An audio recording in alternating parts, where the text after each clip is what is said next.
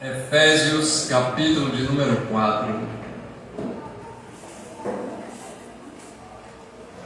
Você vai lá para o versículo de número 30 e a gente vai ler 3 versículos.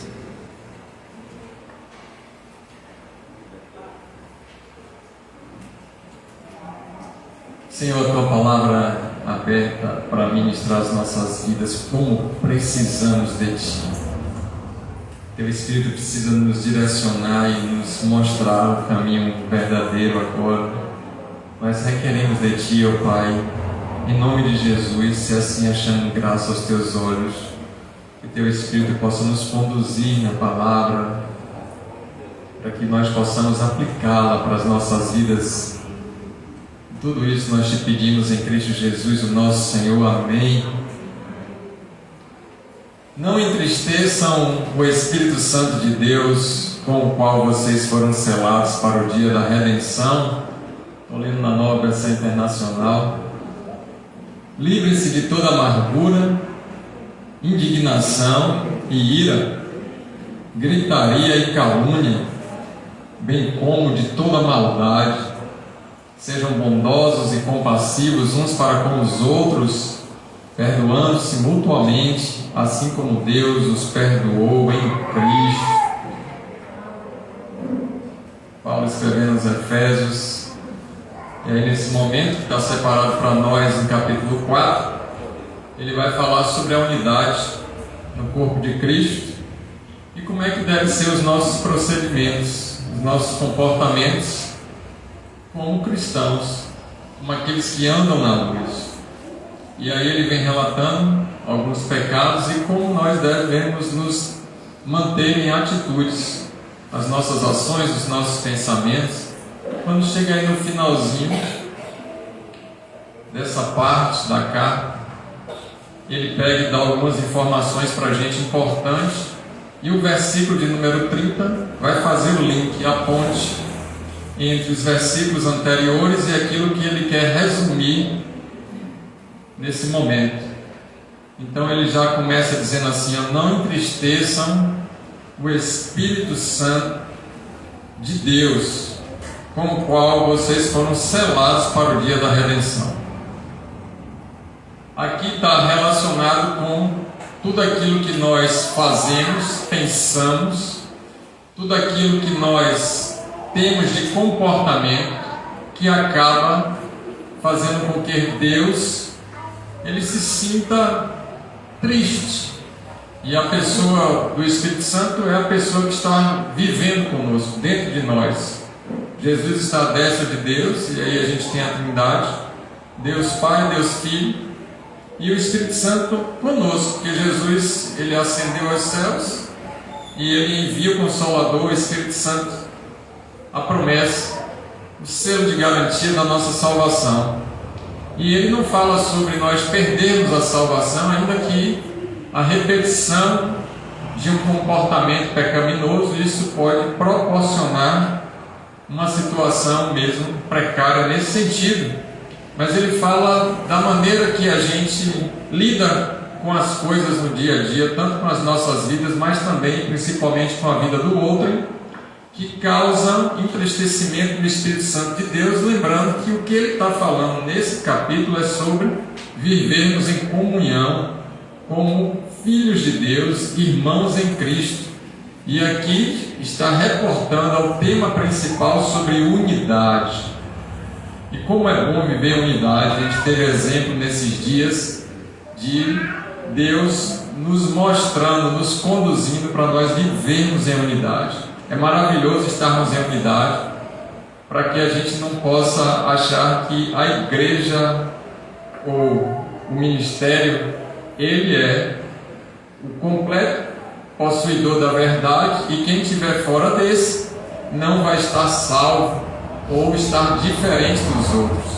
Isso aí é um conceito católico romano, não condiz com aqueles que são reformadores protestantes, como nós que entendemos isso, somos protestantes. Então, não entristecer o Espírito Santo. Bora ver o que ele está dizendo a respeito desse entristecimento nos versículos de número 31 e 32, já que os demais eu vou instigar você para poder ler em casa e saber o que ele está falando sobre o entristecimento do Espírito Santo anteriormente. Mas aí fica para um outro momento. Eu quero que você preste atenção agora no que ele vai nos admoestar a respeito disso. Primeiro, é para a gente se livrar de toda a amargura. Então, a amargura é aquele sentimento que a pessoa tem dentro dela, que tudo que for contrário à opinião, a um pensamento dela, ela fica entristecida a ponto de se contrapor negativamente a tudo que a outra ou aquela pessoa fez, falou ou agiu. E essa amargura, ela vai sendo guardada dentro dos corações, dentro da alma da pessoa, dentro da mente, de sorte que aparentemente ela não está sentindo nada. Aparentemente ela está até sorrindo nas redes sociais. Aparentemente ela dá até a paz do Senhor, mas tem aquele ressentimento, algo que muitas vezes machucou e não foi liberado um perdão, ou foi um perdão superficial, mas ora vai, ora vem, abre aquela caixa antiga cheia de naftalina, começa a vasculhar aquela poeirada de papel para ver onde é que está escrito, onde foi que aconteceu uma lembrança árdua, para que ela fique com aquele sentimento de oposição negativo e pensando e fazendo diversas histórias mirabolantes, criando algo que jamais vai acontecer ou existir, e pensando coisas e de como fazer para dar o troco, de como fazer para se livrar e de como fazer para poder se afastar completamente.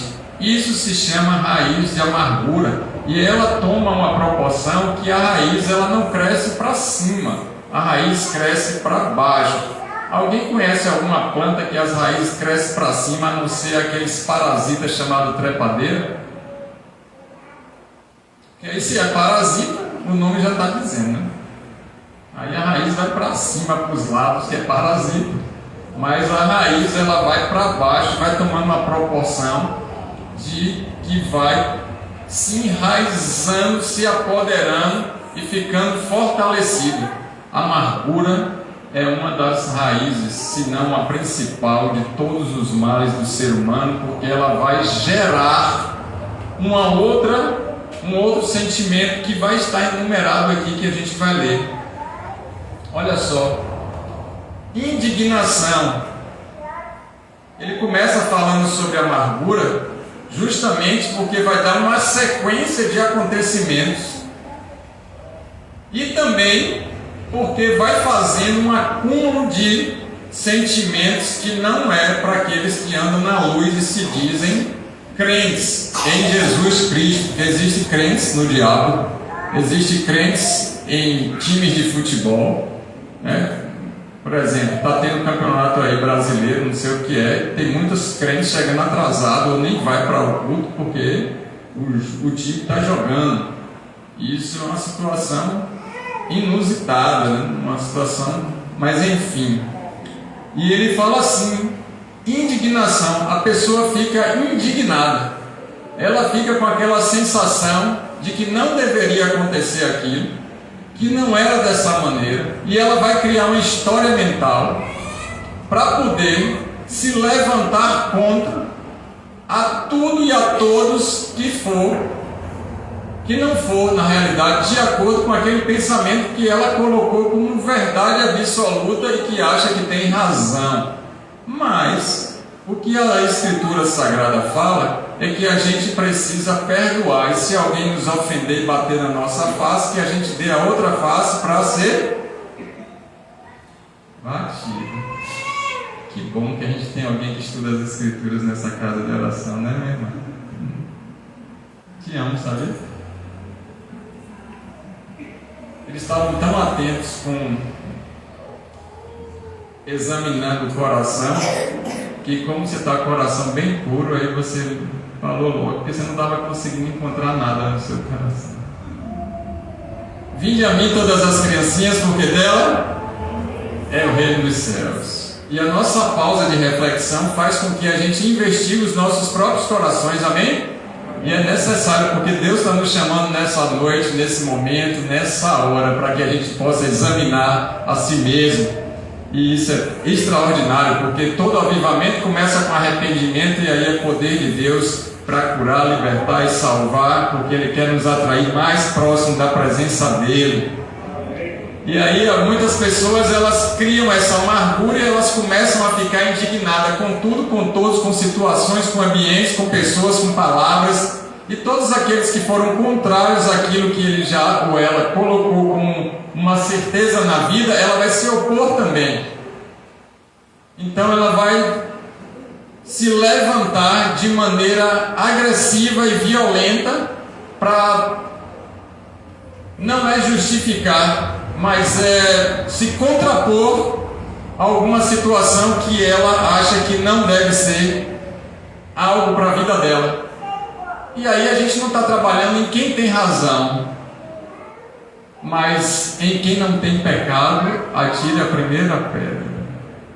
Porque naquele momento que aquela mulher adúltera foi pega em adultério, o homem também foi pego em adultério. Quem foi levada para poder ser julgada foi a mulher, e faltou o homem. Já começaram errando nisso. E quando ela chega diante de Jesus, e todos queriam apedrejar ela em um local público, num ambiente público, e aí Jesus não fala o que foi que ela fez, ou começou a questionar quem tem razão, quem tem mais razão, quem tem certeza das coisas. Ele perguntou: quem não tem? Todos os pecados estão destituídos da glória de Deus. Romanos 3:23. Todos nós somos pecadores e carecemos da misericórdia e do perdão de Deus todos os dias, amados. Se a gente começa a pensar que nós temos mais razões do que os outros e que as nossas possibilidades e pensamentos, eles são os certos, a gente está num risco muito grande de achar que a gente não tem mais pecado. E quando isso acontece, a gente deixou de ser humilde para ser mentiroso. E os mentirosos não herdarão o reino dos céus. E olha,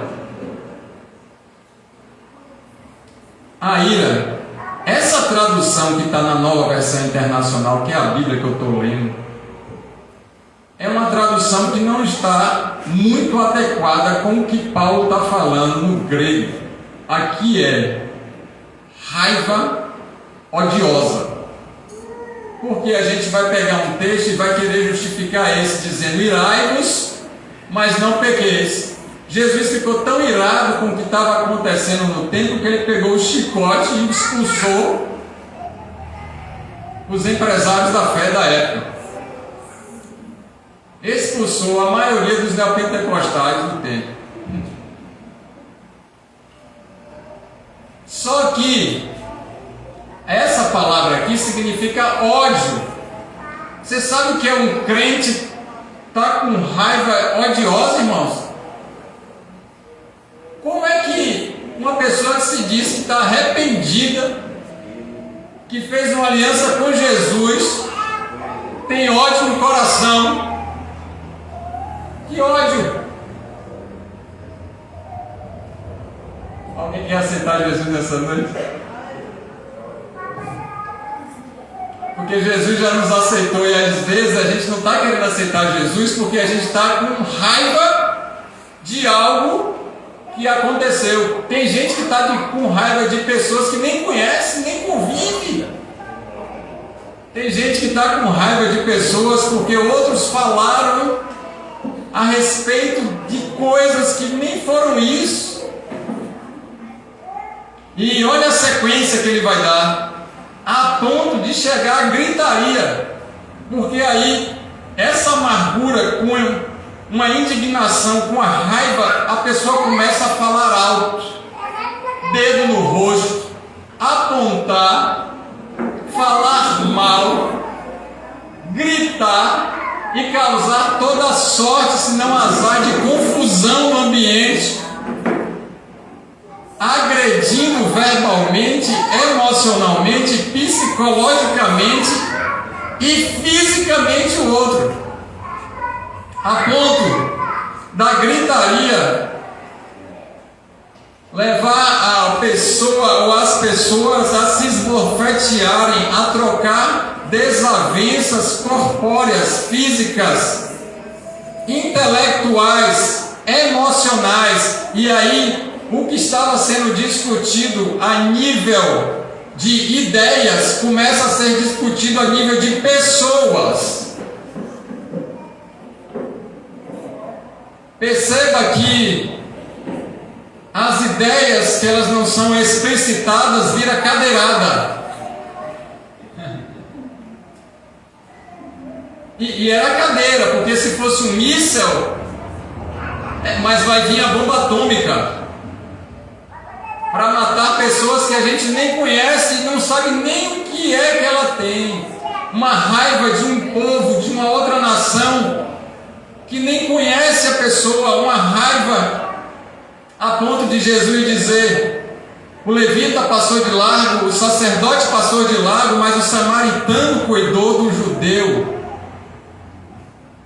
O ódio impregnado só porque não foi com a cara, porque não gostou do outro, porque a gente tem um estereótipo e aí a gente cria uma caricatura e aí a gente vai dizer: tudo que estiver fora do meu preconceito eu sou contra. Nunca viveu com essa pessoa, nunca conviveu. E o pior de tudo é quando convive com essa pessoa e agora começa a falar alto e começa a achar que tem razão de tudo. Imagine um Deus poderoso como o Pai olhando para a gente, brigando entre irmãos. Quem tem filho aqui, levanta a mão. Quem tem mais de um filho, levanta a mão e deixa em pé a mão.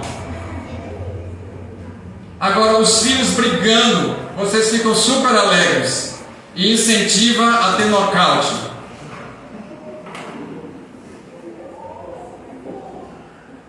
Se a gente, ser humano, já fica tão triste com essa situação, imagine Deus olhando e esperando uma restauração que não tem.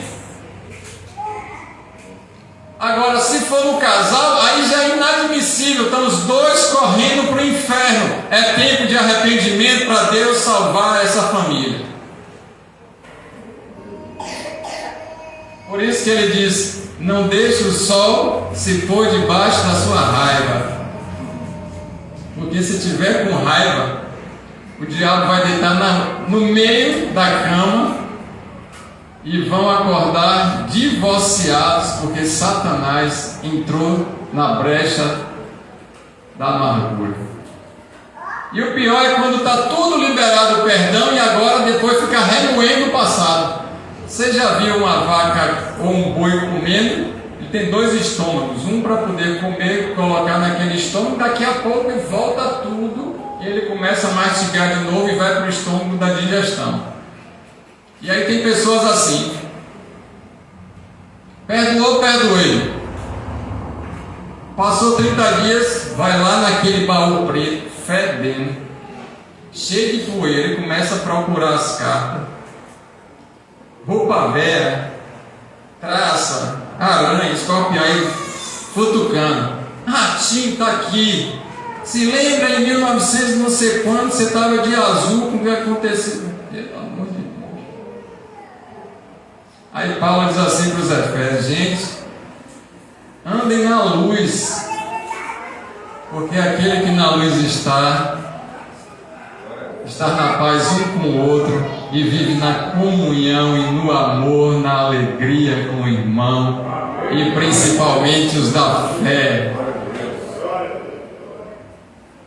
A gente pode até ter conflitos, e nós somos seres humanos, e quem não teve conflito de pensamentos diferentes, mas o que a gente precisa saber é que nós precisamos obedecer e cumprir as Escrituras, voltar atrás, aonde caiu, se arrepender. Aqui, ó, presta atenção aqui, ó. Ei, estão distraídos com o que, gente?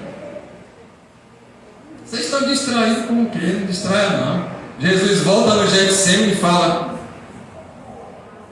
não é possível que você não consegue ficar uma hora prestando atenção e orando comigo?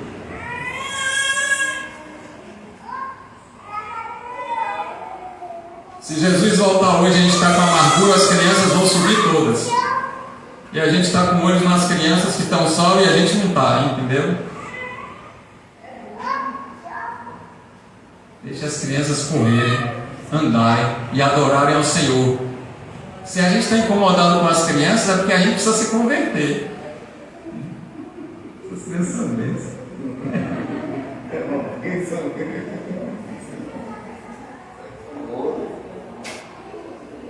Não vou pregar sobre isso hoje para a gente não tirar o foco.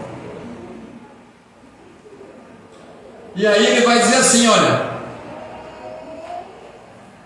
levantou a voz e começou a gritar, pode esperar que a pancada vai sair. Porque às vezes o saque da arma é com a língua afiada e bifurcada. Que cobra tem língua bifurcada. Só que o veneno da cobra não está na língua, está na presa, que são os dentes. Se você não deixar a presa entrar, não corre para a corrente sanguínea, não tem veneno para morrer. A língua pode falar à vontade que Deus transforma em bênção. O negócio é a presa. É deixar descer o ódio no coração e virar amargura. Só que tem um antídoto que resolve toda essa situação, um soro específico para curar todas essas situações. A palavra de Deus é o poder dele para aquele que crê. Que maravilha, Jesus. E aí ele fala calúnia, porque aí começa a invenção de coisas.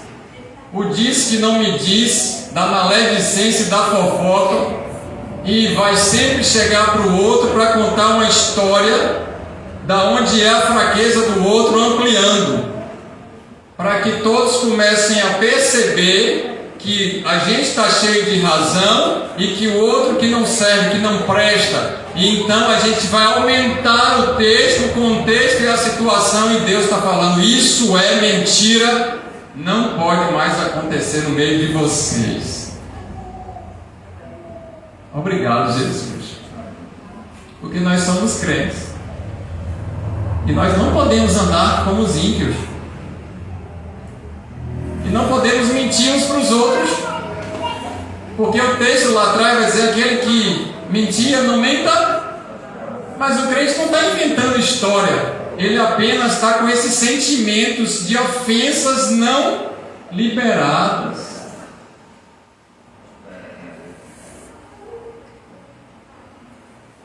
Pais, não provoquem a ira dos seus filhos. Não deixem os seus filhos enraivados, porque senão eles vão ficar endiabrados e depois eles não vão estar mais congregando.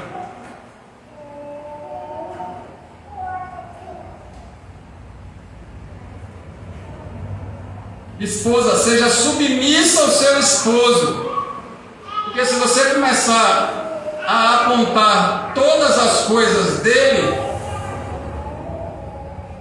ele não vai ter paz. Vai dosando homeopaticamente, vai confrontando diariamente. Você foi levantada para isso, para botar ele no caminho certo, na estatura de um varão certo, mas não é tudo de vez. Porque Deus não fez tudo de vez com você, não faz. Agora, esposo, apesar de todas essas coisas, e se tudo vier de vez, você ame ela e entregue a sua vida por ela, porque foi essa mulher que eu te dei para você curtir todos os dias da sua vida, namorar com ela, ser feliz e aproveitar a vida que Deus te deu e dar glórias a Deus. E se tudo está dando errado, você entrega a sua vida por causa dela.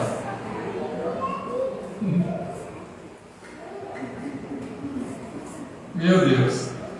E se ela estiver errada, você ajoelha e dá sua vida a Deus em prol da família. É isso que é ser homem de Deus. Quem está comigo?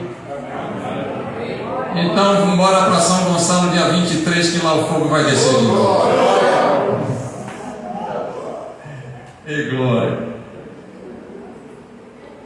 E aí ele vai continuar no versículo 31.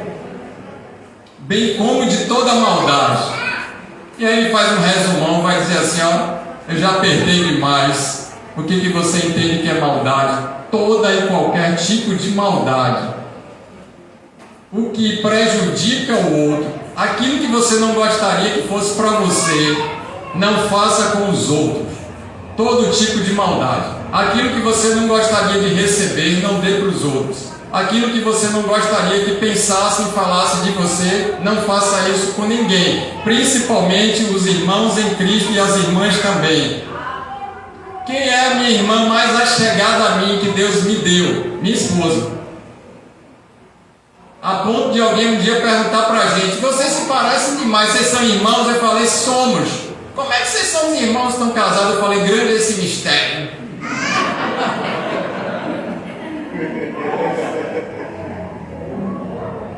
Porque à medida que a gente vai se relacionando e vai entendendo isso, a gente vai ficando parecido mesmo. É a face, a maneira de expressar. Sim ou não? Sim. Quanto mais o casal está íntimo, mais ele está parecido. Imagine quanto mais a gente estiver íntimo do Espírito Santo, o que acontece? A gente está com a plenitude transbordando, mostrando o que é o fruto do Espírito, e nós seremos salvos pelo fruto do Espírito, não pelos dons espirituais. Então, nosso relacionamento com o Espírito Santo é de intimidade profunda, a ponto das pessoas não saberem distinguir e dizer, ali vai um homem de Deus, ali vai uma mulher de Deus, ali tem uma família de Deus, porque está refletindo a grandeza de Deus. É isso que Deus quer para a gente. E então ele vai dizer, eu vou dar a dica como é que isso vai acontecer. Versículo 32.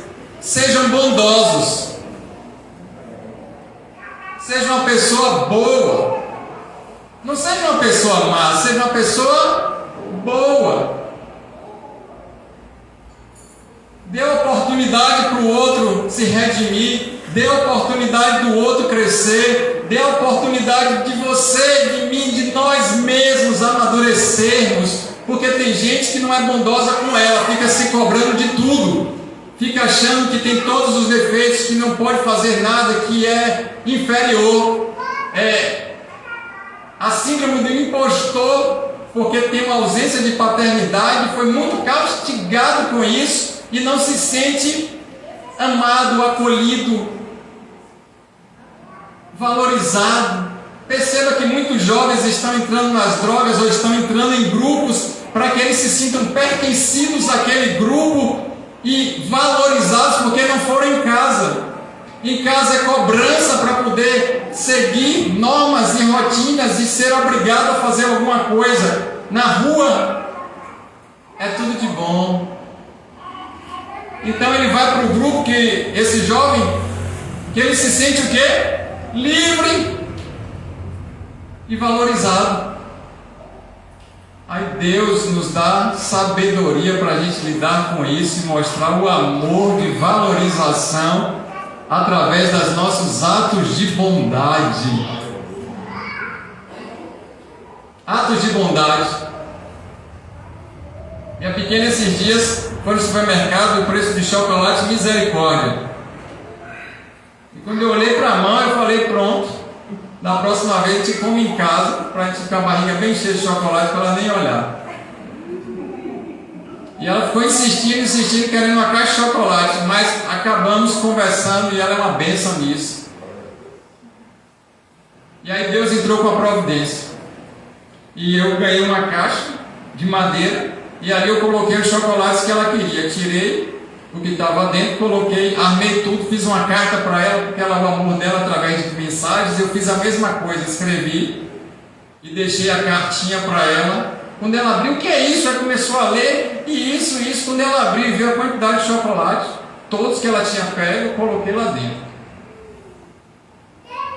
Atos de bondade para marcar a memória da pessoa, irmão.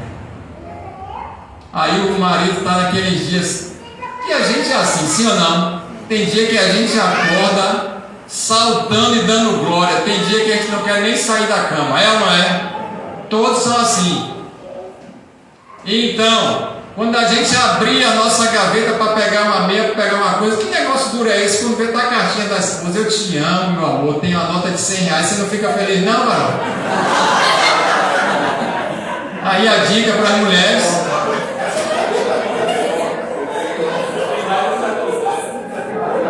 Aí o marido, cheio de Deus, faz o quê? Pega aquela nota de 100, bota mais 100, bota mais 50, manda ela para o salão com a criança para ser abençoada. Oh, glória! Que amor é esse, Jesus? Atos de bondade. Aí quando ele chega em casa depois do trabalho, quando ele olha na conta, tem um dinheiro lá que ele não sabia. Aconteceu que Deus botou e deu 500, porque ele tinha dado 250. Você crê nisso? É, mano. Louvado seja Deus, eu estou trabalhando com quem está na fé. Eu estou avivado, 50, pulando e tocando pandeiro.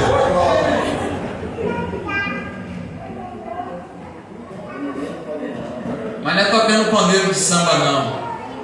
É aquela meia-lua aqui, ó. Deixa eu mostrar na rede social, o pessoal não se assustar. Falei errado, isso é meia-lua, não é pandeiro não.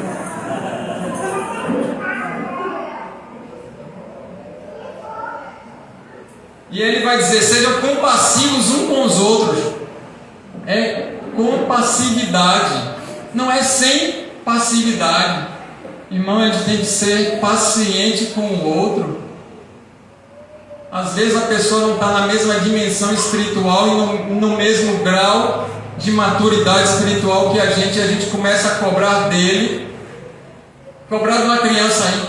Para de andar e gritar e chupar dele, para com tudo isso, está aqui dando atenção. Vai adiantar alguma coisa, irmão? E por que a gente está fazendo assim? Porque a gente está sem discernimento espiritual com o outro. E querendo exigir do outro aquilo que ele não tem capacidade ainda de dar.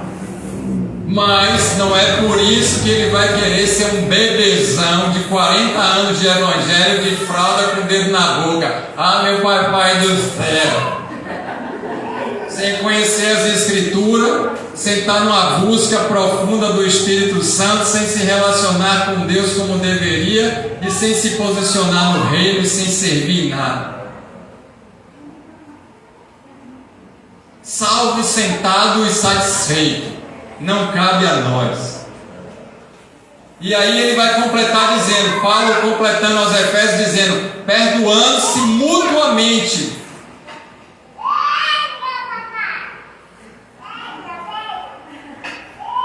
Ninguém quer ser ofendido. Ela pode falar tudo, mas se pisar nos meus calos, meu braço deixa de ser crente. Você já ouviu essa história? Quem já ouviu além de mim? E aí, meu irmão, a gente vai ter que cuidar do calo. Porque se a gente chegar nesse ponto, Deus vai tratar conosco. E a palavra de Deus diz que o braço de Deus é todo poderoso para abater os orgulhosos. Você sabe que é tomar um tapa de um homem forte? Você deve saber que o seu braço é largo. Agora, você sabe o que é tomar um tapa de um Deus todo-poderoso?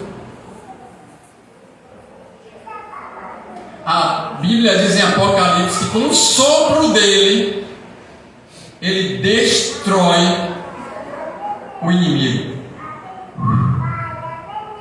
O sopro da boca de Cristo vai destruir todos os inimigos dele no final dos tempos. Então o piteleco já é suficiente para a gente estar destruído. E aqui é nesse sentido da gente ser perdoador. A gente precisa se perdoar como igreja de Cristo, perdoar os outros irmãos, nos perdoar aqui. Se a gente não está conseguindo perdoar aqui, que a gente está em família, imagine com os outros de outros lugares. E aí o perdão não está relacionado com o que a gente vai ganhar de troca, está relacionado com a nossa paz. Está com a algema no braço dos dois. Você recebe a chave, aí você fica olhando para a chave, joga fora, faz o quê? Tira e deixa a algema lá. Se o outro pegou a chave e desalgemou, glória a Deus, estão em paz para sempre e reconciliou. Se o outro vai arrastar a algema, é com ele Deus. Agora a gente está falando de irmãos na fé. Porque quando Cristo perdoa os soldados romanos, ele não aparece nem anda com os soldados romanos, sim ou não? Mas quando Cristo perdoa os discípulos, ele adentra na casa e diz: a paz seja contigo. Naquele momento não estava mais Judas Iscariotes, que já tinha se enforcado, estava fora do propósito. E Tomé também não estava presente, porque ele estava esperando ver para crer. Eu vou ver se eles são crentes mesmo. Deixa Jesus voltar, ressuscitar, eu quero ver se eles vão se perdoar e estar junto em oração. Eu não vou lá nessa reunião não, eu estou esperando. Aí na outra oportunidade, Jesus pegou e falou: bota a mão aqui, turma, pega aqui, ó, que agora não está mais ferido, só são as cicatrizes do amor. É ou não é? E lá em Atos vai dizer que todas as pessoas que não eram convertidas estavam vendo isso, vivenciando isso, e Deus acrescentava os... porque essa turma estava caindo na graça das pessoas. Eles são crentes mesmo. Olha como eles andam, ó, bondosos, compassivos e se perdoando, e ainda restituindo. Porque tem um tal de Zaqueu, que ele era pequeno na altura, mas era grande no bolso. E ele disse: se eu ofendi alguém, eu vou restituir quantas vezes? E agora você quer me dar qualquer troco depois de ter me ofendido? Eu quero é foco.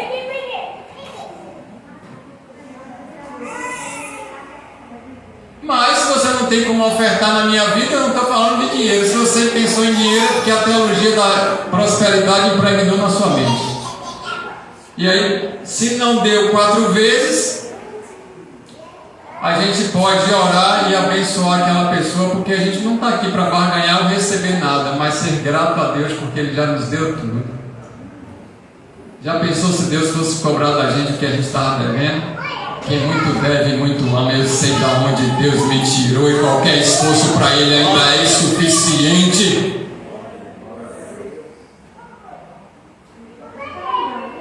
É insuficiente o que a gente faça para o Senhor, amados.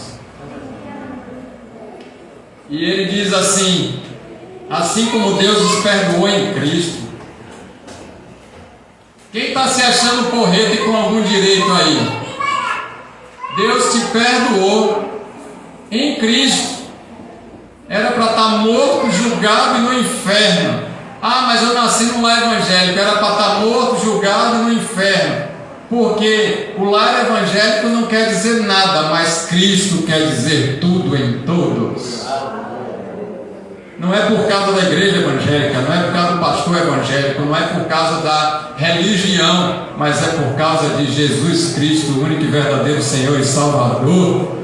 E fora dele não tem outro Deus, e não tem perdão se não tiver o sangue de Jesus. Deus nos perdoou em Cristo.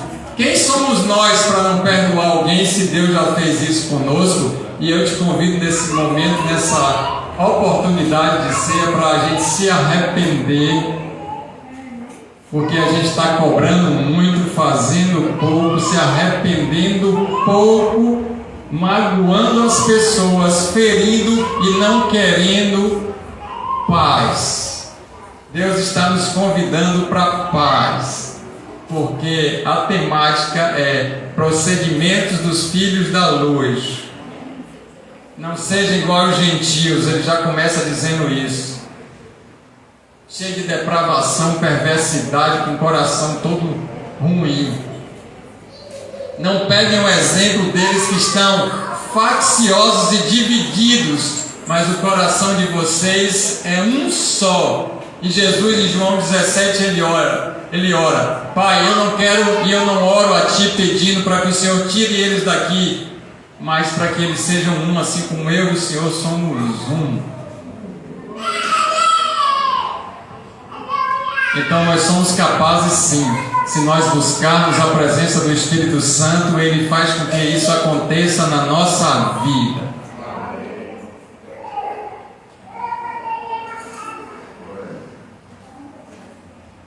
Será que a gente não magoou alguém que está no nosso meio hoje? Porque quem bate esquece.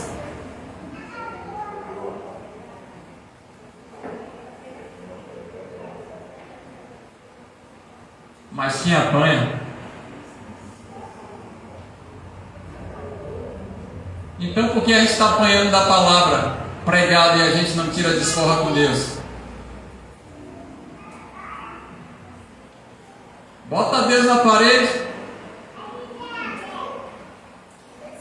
Tomei um tapa da palavra agora. Desconta. Arma a situação, pega ele. Bora fazer um conluio aqui.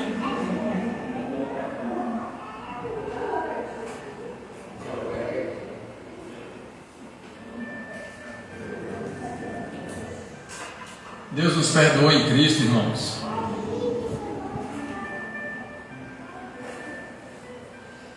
A gente precisa viver essa harmonia em paz. E nós queremos, como igreja, Senhor, pedir perdão, porque nós não estamos andando em unidade como a igreja do Senhor na face da terra, e nem nessa cidade em lugar nenhum, porque senão o Senhor já tinha abreviado mais o tempo e voltado. O Senhor é tão longânimo que está esperando a gente se posicionar como igreja. A natureza aguarda ansiosamente a revelação dos filhos de Deus.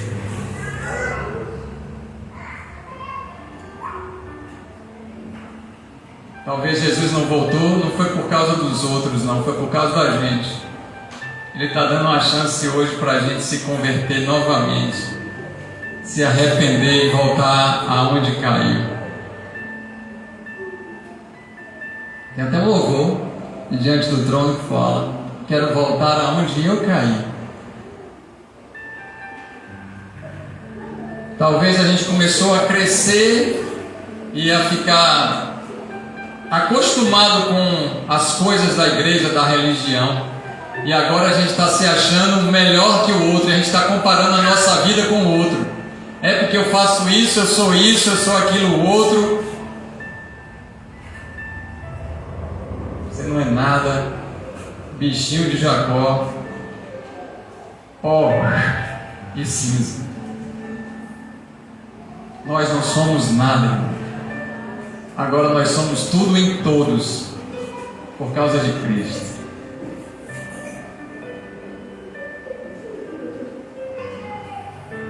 E Ele nos dá a oportunidade de estarmos avivados.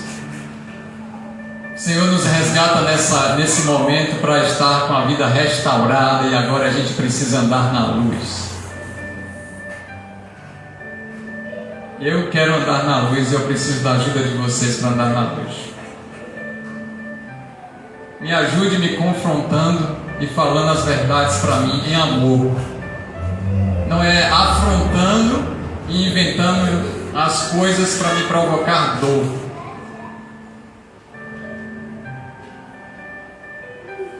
Porque quando a gente for falar de algum líder, a gente tem que ter 2 ou 3 testemunhas idôneas, que tenham uma vida íntima com o Espírito Santo e que sejam verdadeiros e fiéis nas Escrituras Sagradas.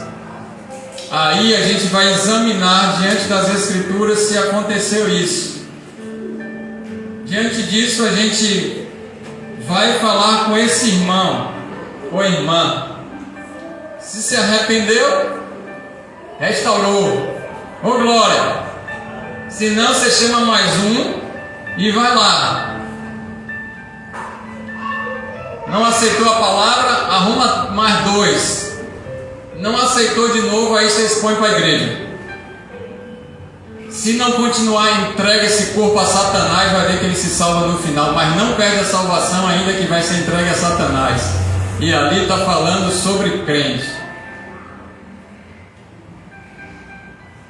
Agora imagine, minha esposa é filha do Altíssimo, sim ou não? Quem foi que comprou ela para a salvação? Foi eu? Quem é que está pagando o preço para ela ser salva? Quem foi que pagou? Quem é a princesa do Senhor, que é a igreja dele que vai subir? Nós juntos em família. Quem foi que me deu o presente? Você já deu presente a alguém, alguém rejeitou no seu rosto assim, irmão? Não quero essa porcaria não. Já fez isso? Alguém já passou por essa situação terrível? A gente até pela educação fica, meu Deus, que coisa horrível, mas tá bom.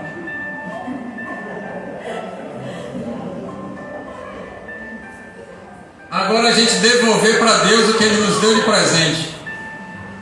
Seu esposo é a mesma coisa, seus filhos é a mesma coisa. Você não é dono de nada, nem eu sou dono de nada. Nós só somos mordomos daquilo que Ele nos deu. Cuide bem, porque senão vai se ver com Yahvé, o Todo-Poderoso, que Ele é capaz de matar se Ele quiser. E aí, se a pessoa não quiser se converter, Ele vai tirar. Ou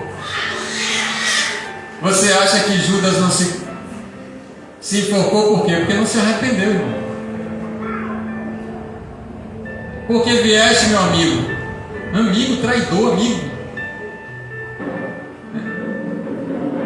Judas, eu estou te dando uma chance para você se arrepender. Eu sei que já está nas Escrituras que ia ter alguém como você que ia deixar Satanás entrar para poder ser opositor. Mas tu és o meu amigo. Se arrepende. Ele vazou, se enforcou, para que se cumprissem as Escrituras. Então Deus está nos dando uma chance todos os dias para a gente não ser enforcado com o nosso próprio orgulho. Amém?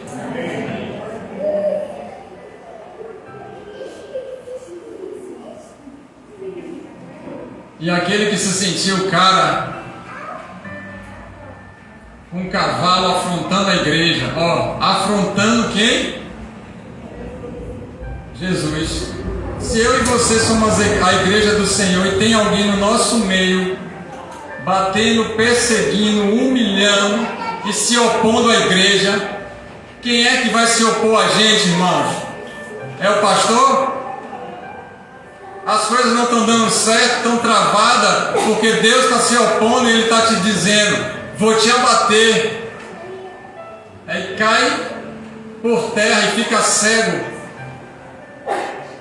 E eu estou falando de Paulo. Mas eu estava fazendo isso em nome de Deus.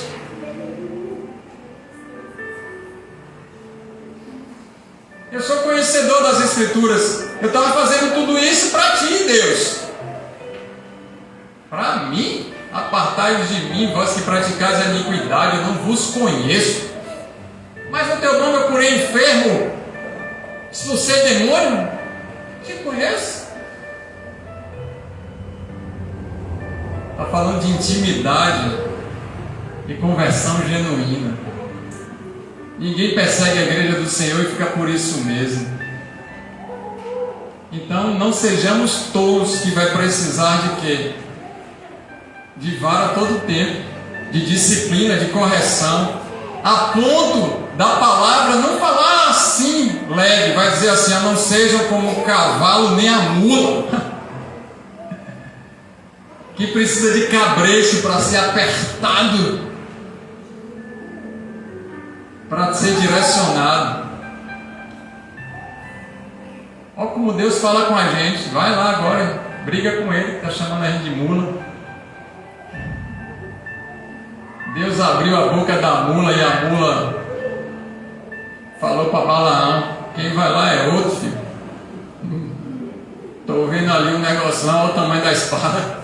Vai lapiar a gente, vai ficar picadinho.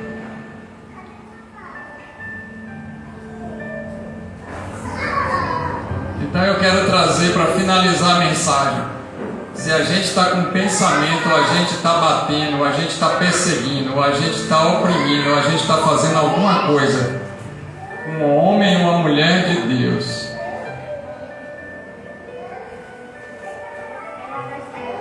segura o lombo que vem viola. Agora, se a gente já entendeu, a gente se arrepende, pede perdão. As misericórdias do Senhor são os motivos de não sermos consumidos.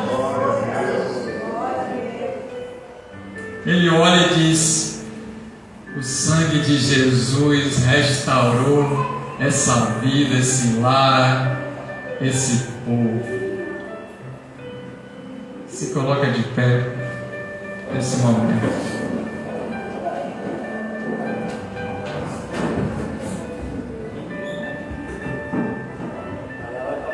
Aqui tu não me pega.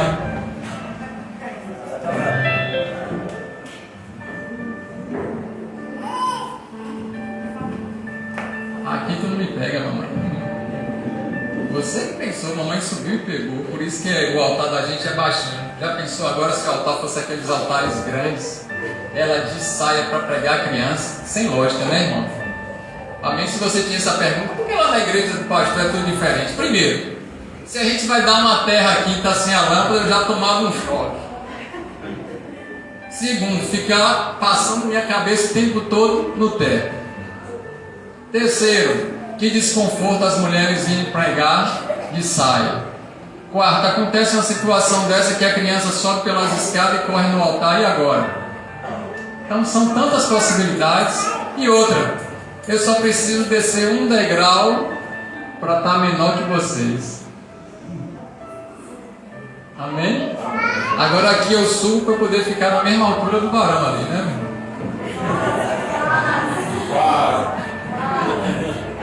Oh, glória. Pode ir.